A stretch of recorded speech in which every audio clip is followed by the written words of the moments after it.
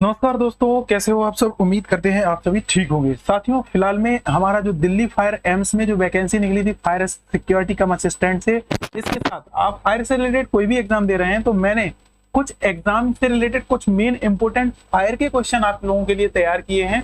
जो पिछली बार फायर आपके एम्स फायर सिक्योरिटी कम असिस्टेंट का पेपर हुआ था उसमें जो क्वेश्चन आए थे उनको भी मैंने कलेक्ट किया है। कई सारे दोस्त और कई सारे लोगों ने ये पेपर दिया था, तो जिनसे मेरी बात हुई थी तो उन्होंने भी क्वेश्चन को बताया था कि इस तरीके से ये क्वेश्चन आते हैं। मैंने भी लास्ट टाइम एक बार पेपर दिया था ऐसे ही जानकारी के लिए, नॉलेज के लिए किस टाइप से क्वेश्चन आते हैं। तो भाई जो जहां तक मेरी नॉलेज है और साथ में मैं यहाँ पर आपको पता ही है कि दिल्ली फायर सर्विस में नौकरी कर रहा हूँ, तो यहाँ पर फायर से जो भी मैंने नॉलेज मतलब प्राप्त की है उससे मैंने कुछ आप लोगों के लिए क्वेश्चन बनाए। तो उम्मीद करते हैं आप लोगों को ये क्वेश्चन पसंद आएंगे और ये भी है कि संभावना यह भी है कि आपकी ये क्वेश्चन पेपर में भी आने की संभावना है, क्योंकि क्वेश्चन जो पिछली बार जो पेपर आया था उसमें कम से कम 60 से 70 क्वेश्चन तो आपके फायर से रिलेटेड थे। तो फिलहाल 4-5 दिन का हमारे पास समय है और इस समय में ही हम आपको जो फायर से रिलेटेड क्वेश्चन है वो जरूर आपको तैयारी कराएंगे। तो फिलहाल हम शुरुआत करते हैं इस सेशन को। चलिए, तो ये देखिए, आप मेन पॉइंट तो यही हो गया आपका कि फायर सेफ्टी एमसीक्यू से रिलेटेड ये जो है वीडियो मैंने बनाई है। नेक्स्ट, तो सबसे पहले देखिए, अगर आप लोग फायर का पेपर दे रहे हैं तो आपको ये तो पता ही होना चाहिए कि फायर जो है लगती कैसे है। फायर लगती कैसे है? फायर का ट्राइंगल तो आपने सुना ही होगा ना। तो भाई फायर के ट्राइंगल में कौन से 3 तत्व होते हैं? तो ये भाई देखिए, ये जो है आंसर है, इसको आप अभी मत देखें, ठीक है। इनमें से आपको अपने मन से सिलेक्ट करना है कि आप किस चीज को सिलेक्ट कर रहे हैं, ठीक है। उसके बाद आपको चेक करना है कि आप सही बता रहे हैं या नहीं। चलिए, तो फायर ट्रायंगल में भाई 3 चीजें होती हैं। फायर का जो ट्रायंगल होता है, इसको मैंने अपनी खुद की पीपीटी बनाई है। जब हम लोग कहीं डेमो देने जाते हैं तो वहां पर जो दिखाते हैं वो पीपीटी भी मैं आपको चला के दिखा दूंगा, जिसमें फायर एग्जीक्यूटर है, आपके फायर से बचने के तरीके हैं, साथ में कई सारी चीजें हैं जो आपको नॉलेज के रूप में गेन करने का मौका मिलेगा। साथ में आप लोग जब पेपर देंगे तो कुछ अच्छा बेहतर कर पाएंगे। उम्मीद करते हैं कि आप लोग इससे जो जानकारी मिलेगी वो बेहतर ही कर पाएंगे। चलिए, तो फायर ट्रायंगल में 3 चीजें होती है, एक तो फ्यूल, एक ऑक्सीजन और एक हीट। ये 3 चीजें जहां पर मिलती हैं, तो देखिए, फ्यूल, ऑक्सीजन और हीट। ऑप्शन नंबर ए में ये सारी तीनों चीजें हैं, फ्यूल, ऑक्सीजन और हीट। जहां पर भी फ्यूल, ऑक्सीजन और हीट मिलेंगी वहां पर क्या हो जाएगा? आग लग जाएगी। और एक चीज आपको बताना है, अगर फ्यूल, ऑक्सीजन और हीट है तो आग लगेगी, तो इनमें से तीनों में से कोई एक चीज हटा देंगे। जैसे मान लीजिए आपने फ्यूल, ऑक्सीजन और हीट में से कोई एक चीज भी यहां सर हटा दी तो आग बुझ जाएगी। तो ये चीज भी आपको याद रखनी है। तो इसका ऑप्शन क्या हो गया? ए सही हो गया। चलिए नेक्स्ट पर चलते हैं। नेक्स्ट क्वेश्चन आपका ये आ गया, क्या इसमें से किसी को भी इसका आंसर पता है? पहले तो आप क्वेश्चन पढ़िए, क्वेश्चन पढ़ने के बाद आप बताइए क्या आप इसमें से आंसर बता सकते हैं। तो भाई नेक्स्ट क्वेश्चन अपना आता है, फायर टेट्राहेड्रो का चौथा तत्व क्या है? तो भाई इसका चौथा तत्व जो है वो चेन रिएक्शन से होता है। तो ये आपको याद रखना है, एक इंपोर्टेंट क्वेश्चन है, ठीक है, इसको आप देख लें। नेक्स्ट क्वेश्चन पर हम आते हैं। इलेक्ट्रिकल फायर, जो इलेक्ट्रिक फायर होती है उस पर आप कौन सा एग्जीक्यूटर यूज करते हैं? फायर एग्जीक्यूटर यूज करते हैं। ये भाई आपको बताना है कि जो इलेक्ट्रिक फायर होती है उस पर आप किस प्रकार का फायर एग्जीक्यूटर, ये तो आपको पता ही होगा। फायर एग्जीक्यूटर कुछ इस प्रकार से होता है। देखिए, आप CO2 यूज करेंगे या वाटर टाइप यूज करेंगे या फॉर्म टाइप यूज करेंगे या स्टैंड, SAND स्टैंड। ये क्या है भाई? हो सकता है कुछ गलत लिख किया हो।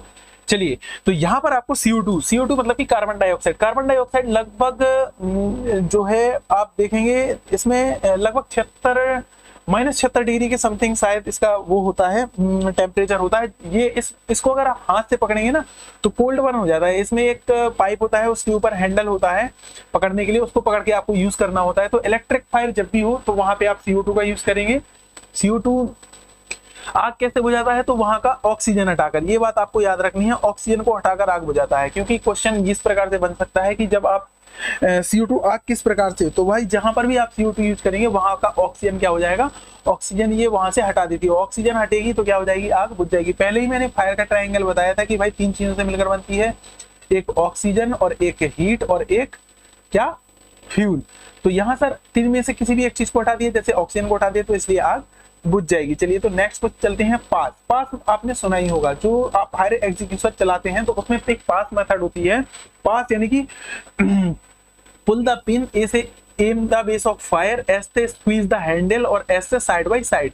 तो ये पास का फुल स्टैंडर्ड होता है जिसमें आपको ये याद रखना है, पी से पुल, ए से एम आपका, एस से स्क्वीज और एस से स्वैप, स्वैप यानी कि दाएं बाएं घुमा घुमा के ये करना। तो इसमें आपसे किसी ने इनमें से आपसे एक कोई भी पूछ सकते हैं कि भाई इसका स्टैंडर्ड क्या है, या पास में एक का फुल फॉर्म क्या है, तो ये आपको पता होना चाहिए, ठीक है, बेसिक सा है। नेक्स्ट आते हैं रेस। रेस भी आपने सुना होगा, रेस अगर नहीं सुना है तो जहां पर रेस मेथड का यूज जब आप फायर में आ जाएंगे तब आपको पता चलेगा। रेस यानी कि रेस्क्यू, ए से अलार्म, ठीक है, और सी से कंटेन और ई से इवैक्यूएट। इवैक्यूएट यानी कि जब आपसे आग नहीं बुझ रही है तो आप वहां से बाहर आ जाएंगे। कंटेन यानी कंटेन का मतलब ये होता है कि आपको कंटेन करना, जैसे कि आप किसी कमरे में आग लगी है तो आप जब बाहर आ रहे हैं तो उसका गेट लगाना है, तो गेट की भी एक क्षमता है, कुछ टाइम तक ये आग को क्या करेगी, बुझाई, मतलब रोक के रखेगी, बाहर फैलने से बचेगी, ठीक है। तो ये कंटेन होता है। अलार्म जब होता है जब कहीं पता चल जाए कि आग लगी है तो आप अलार्म देंगे कि भाई। और रेस्क्यू, रेस्क्यू तब करना होता है जब पहले आप खुद सुरक्षित हो, उसके बाद आपको रेस्क्यू करना है। तो इसमें रेस के चारों स्टैंडर्डों के बारे में हमने बता दिया, RACE का सभी का सामने लिखा हुआ है, तो ये आपको चीजें याद रखनी है, ठीक है। नेक्स्ट, स्प्रिंकलर का ऑरेंज बल्ब किस तापमान पर फटता है? भाई स्प्रिंकलर से पिछली बार कई क्वेश्चन पूछे गए थे, तो ये आपको याद रखना है। मैं स्प्रिंकलर से अलग अलग तापमान पे अलग अलग, मतलब लगभग 5 प्रकार के स्प्रिंकलर होते हैं जिनमें अलग अलग टेम्परेचर पर ये फटते हैं। तो ये चीजें आपको याद रखनी है कि कौन सा किस कलर का जो है किस टेम्परेचर पर फटता है। मैं अभी आपको सारी चीजें आगे की स्लाइड में बताने वाला हूँ। फिलहाल ऑरेंज बल्ब है, तो ऑरेंज बल्ब जो होगा आपका 68 डिग्री सेल्सियस पे फटता है, तो ये आपको याद रखना है, ऑरेंज इंपोर्टेंट रहता है, ठीक है।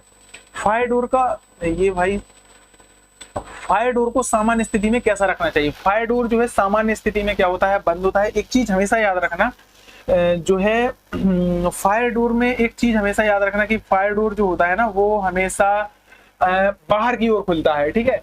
नॉर्मल गेट और फायर गेट में यही अंतर होता है, फायर एग्जिट गेट में, कि आपका जो मेन गेट, जैसे कमरे का आपने हमेशा याद रखा होगा कि कमरे का जो गेट होगा ना, जिस रूम में आप रह रहे हैं, तो वो क्या होगा, अंदर की ओर खुलेगा। जैसे ही गेट में आप खोलेंगे तो वो अंदर की ओर खुलता है, लेकिन जहां से फायर एग्जिट होता है वो गेट हमेशा क्या होता है, बाहर की ओर खुलता है। अगर किसी ने नोट नहीं किया है तो आज नोट करना और मुझे कमेंट सेक्शन में बताना कि ये चीजें कितने लोगों को पता थी कि फायर एग्जिट जो है बाहर की ओर खुलता है।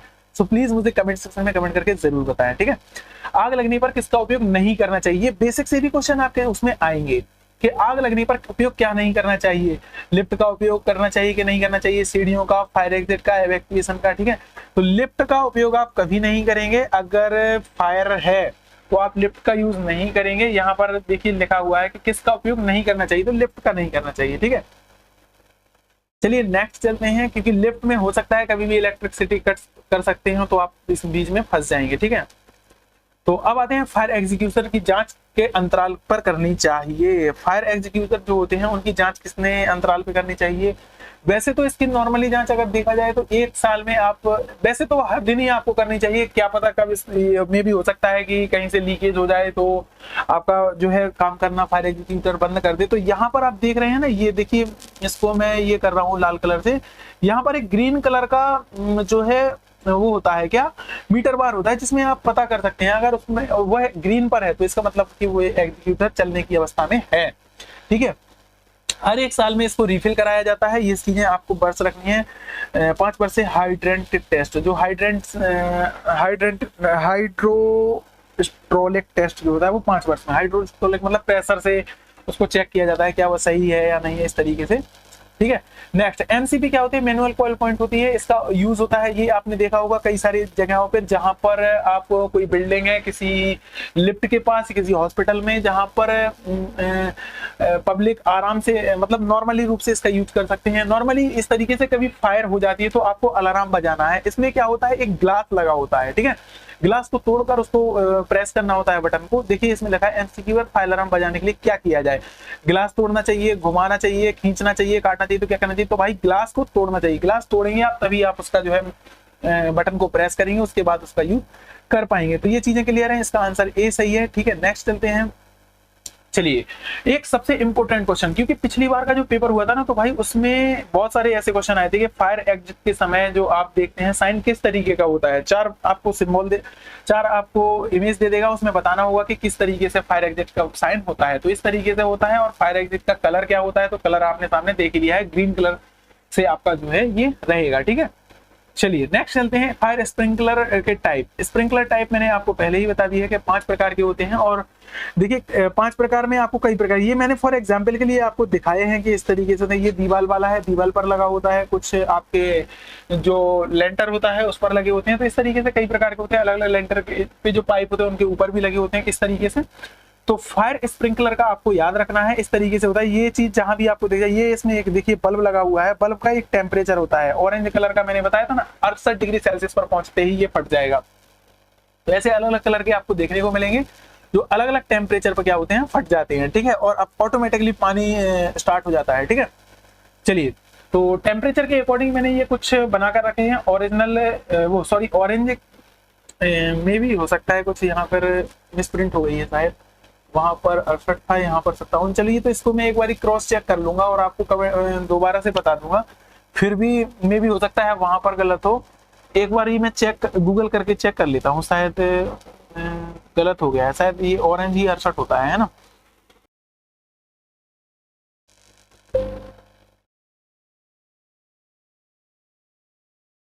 तो दोस्तों चलिए ये सारी चीजें क्लियर हो गई हैं भाई, वहां पर उसको करेक्शन कर लेना। आगे जो है ऑरेंज जो है वो 68 रहता है। ठीक है, सॉरी रेड रहता है 68, ऑरेंज आपका 57 ही रहता है।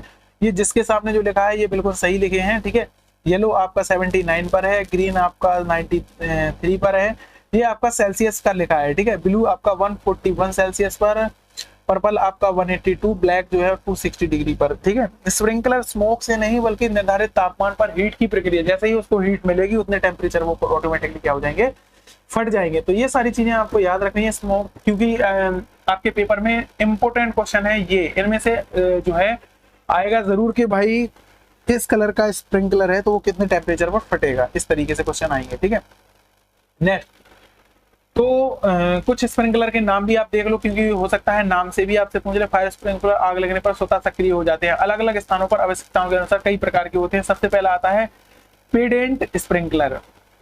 ये देखिए इनकी ये जरूर, मैं इससे नाम बस बता देता हूँ, नाम जरूरी है और आपको ये पता रखना है कहाँ पर यूज होता है। ठीक है, तो सबसे अधिक उपयोग होने वाला कौन सा है, तो भाई सबसे अधिक उपयोग होने वाला ही ये है, कौन सा, पेडेंट स्प्रिंकलर।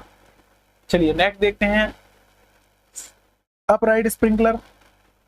पाइप के ऊपर लगाया जाता है, पानी ऊपर से नीचे फैलता है। ठीक है, साइड वाल, ये दीवार पर लगाया जाता है। ठीक है, कंसील्ड, सीलिंग के अंदर छिपा रहता है, जो आपकी फॉल सीलिंग जो होती है, सीलिंग कराते हैं ना, फॉर सीलिंग कराते हैं, उसके अंदर छिपा रहता है, क्योंकि उसके अंदर भी तार वगैरह होते हैं, तो मे भी हो सकता है कभी वहां पे धुआं वगैरह आ जाए, है ना। ये ज्यादातर आपको देखने को मिलेंगे लग्जरी होटल, ऑफिस, शोरूम, आधुनिक इमारतें जो है उनमें देखने को मिलेंगे। ठीक है, तो ये सारी चीजें आपने देख ली। ESFR स्प्रिंकलर,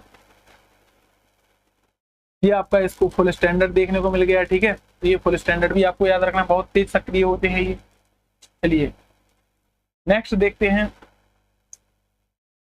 हैं उनको भी आप देख लें। फायर सेफ्टी से रिगार्डिंग मैंने ये सारे आपके लिए काफी मेहनत की है और इंपोर्टेंट क्वेश्चन लाए, क्योंकि इंपोर्टेंट क्वेश्चन आपको फायर से रिलेटेड नहीं मिल रहे हैं कहीं पे, क्योंकि फायर से रिलेटेड कोई बताने वाला भी नहीं है। ठीक है, चलिए तो नेक्स्ट स्लाइड पर चलते हैं। आज की मूलभूत अवधारणाएं क्या है, तो ये मैंने पहले बता ही दी आपको। फायर ट्रायंगल में कौन से 3 तत्व होते हैं ये भी आपको बता दिए, फ्यूल, ऑक्सीजन और हीट। देखिए यहाँ पर ये टिक लगा हुआ है, फ्यूल, ऑक्सीजन और हीट, ये सारी चीजें आपको पता होनी चाहिए।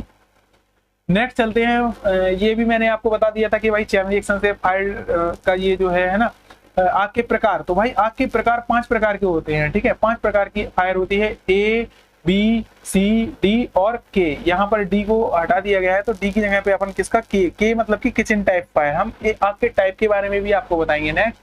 फिलहाल आपको पता होना चाहिए कि आग के जो टाइप होते हैं वो 5 प्रकार के होते हैं। ठीक है, A, B, C, D और K, 5 प्रकार की फायर होती है। चलिए नेक्स्ट, ए प्रकार की फायर के मतलब किस प्रकार की होती है, किस प्रकार की आग जो है ए प्रकार की, तो लकड़ी, कागज, कपड़ा, जो भी चीज जलकर राख बना दे वह क्या होती है, ए टाइप की फायर में आती है। तो इसको आपको याद रखना है आपकी जो ए टाइप की फायर होती है वह लकड़ी, गत्ते, कपड़े, जो आपके प्लास्टिक हो गया, चेयर एयर, सूखे पत्ते, ये सारी चीजें आपकी आ जाएंगे। ठीक है, बी टाइप भी होता है, सी टाइप भी होता है, इस तरीके से सभी के बारे में बताएंगे। डी टाइप धातु में आता है, बी टाइप पेट्रोल में आता है, सी टाइप गैस में आता है, इस तरीके से। ठीक है, तो ए टाइप में क्या है, तो लकड़ी, कागज, गत्ते, ये सारी चीजें आती हैं। ठीक है, बी क्लास फायर, चलिए तो बी क्लास फायर के बारे में और देख लीजिए। तो बी क्लास फायर जो होती है ज्वलनशील तरल पदार्थ होती है। तरल पदार्थ मतलब कि जैसे कि आपका पेट्रोल हो गया, डीजल हो गया, केरोसिन हो गया आपका, और साथ में जो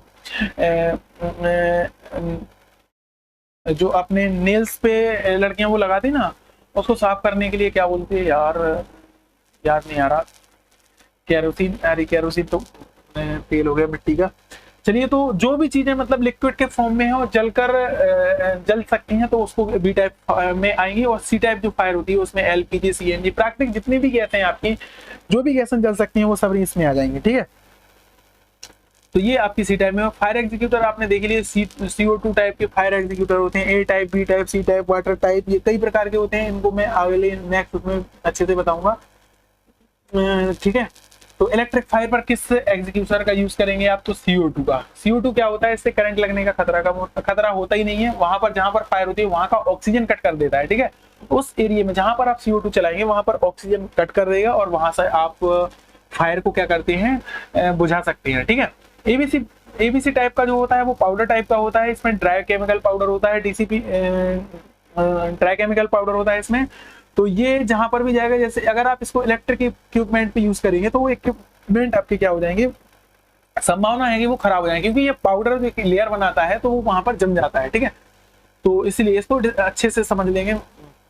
बटर वाला तो आप नॉर्मली चीजों पर यूज कर ही सकते हैं, लकड़ी, गत्ते वक्ते वगैरह, जो भी आपके घर में नॉर्मल या कहीं भी आसपास आग लगी होगी उसको बुझाने के लिए आप नॉर्मली पानी का ही यूज करते हैं। ठीक है, बी टाइप में मैंने आपको पहले ही बता दिया। CO2 एग्जीक्यूटर मैंने बता दिया कि भाई ये ऑक्सीजन को क्या करता है, अलग कर देता है। ठीक है, नेक्स्ट चलिए, तो ये सारी चीजें आपकी इंपोर्टेंट क्वेश्चन मैंने आपको बताए। अभी ये तो शुरुआत है, बाकी और भी क्वेश्चनों के बारे में हम आपको से चर्चा करेंगे और आपको बताएंगे कि भाई किस तरीके से आपको तैयारी करनी है, क्योंकि इंपोर्टेंट क्वेश्चन आपके छूटने नहीं चाहिए। मेरा उद्देश्य यही है कि आपको आसानी से आप इन सभी क्वेश्चनों को कर पाएं और साथ में आप जो है अपने एम को प्राप्त करें, क्योंकि सबसे ज्यादा क्वेश्चन आपको दिल्ली एम्स फायर में आपको फायर से रिलेटेड क्वेश्चन देखने को मिलने वाले हैं। सो फिलहाल दोस्तों, अगर क्वेश्चन बढ़िया लगे हो, मैंने इतनी मेहनत की है, सो प्लीज आपसे रिक्वेस्ट है, हम्बल रिक्वेस्ट है कि वीडियो को लाइक और चैनल को सब्सक्राइब करना बिल्कुल ना भूलें। अगर आप ऐसा करते हैं तो मैं नेक्स्ट जल्दी ही आज शाम को ही एक नई वीडियो बनाऊंगा जिसमें और important question, most important question निकाल कर आपको दूंगा, जो पेपर में आने की संभावना बिल्कुल 100% रहेगी। फिलहाल के लिए इतना रखते हैं, बाकी बातें आने वाली वीडियो में करेंगे। इसके साथ देते हैं आपसे विदा। जय हिंद, जय भारत।